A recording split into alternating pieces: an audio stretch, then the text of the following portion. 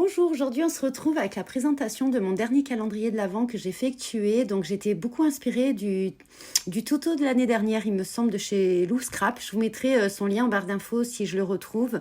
C'était un château plutôt dans les tons roses. Moi j'ai essayé de faire un château plutôt dans les tons de la Reine des Neiges. Alors je ne sais pas si j'ai vraiment capté la couleur, mais moi la couleur de la Reine des Neiges, pour moi c'est la robe d'Elsa quand elle se transforme et qu'elle va dans sa montagne.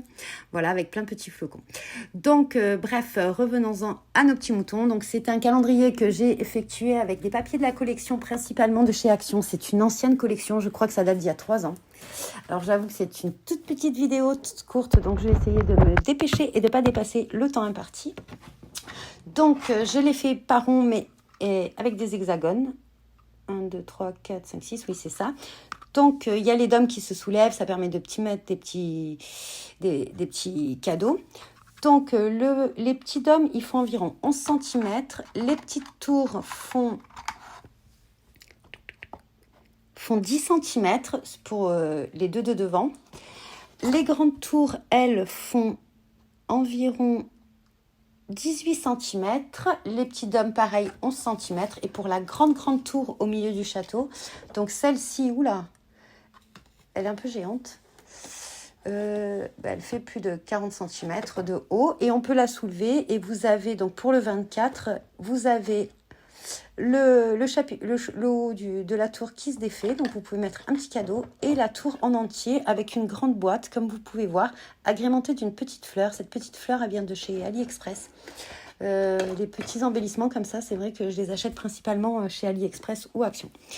Donc les chiffres, je ne sais plus, c'est un dies, hein, j'ai découpé des chiffres avec un dies, alors ça c'était fastidieux parce qu'il faut en faire des 1.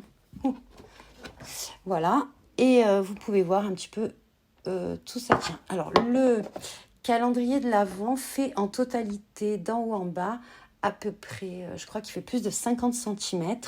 Le socle lui fait 25 sur 25, c'est du carton bois assez très fin, mais une fois collé avec le papier et tout, ça maintient une énorme rigidité. Donc les toutes petites boîtes là, comme la boîte numéro 8 fait du 4,8 sur 4,8. La grande boîte en bas que vous pouvez voir là, la 23, ça fait du environ 9 sur 12, 12,5 avec une hauteur de 5 cm. Voilà, hop. Alors j'ai servi aussi pour les hexagones pour faire les petits chapiteaux d'un dies de chez Action, un ancien dies me semble-t-il. Voilà. Donc les boîtes là comme la 3 ou la 22, elles font 5 sur 5. Les petites décos, donc les petits rondins de bois viennent de chez Action, hein, ils sont en vente à l'heure actuelle, je les ai achetés il n'y a pas très longtemps. Les petits paquets cadeaux, c'est moi qui les fais comme un système de petites boîtes, hein, et j'agrémente avec de la ficelle. Alors ça, c'est de la ficelle de chez Cultura.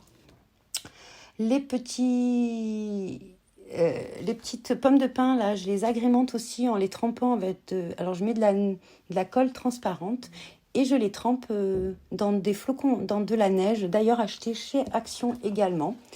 Et pour tout ce qui est la neige pailletée, un petit peu rigide, que je mets autour, que je trouve, ça donne vraiment énormément de texture, j'aime beaucoup. Je l'ai à peu près depuis 4 ans, je l'avais acheté chez Cultura et ça n'a pas du tout séché. Le pot est toujours utilisable.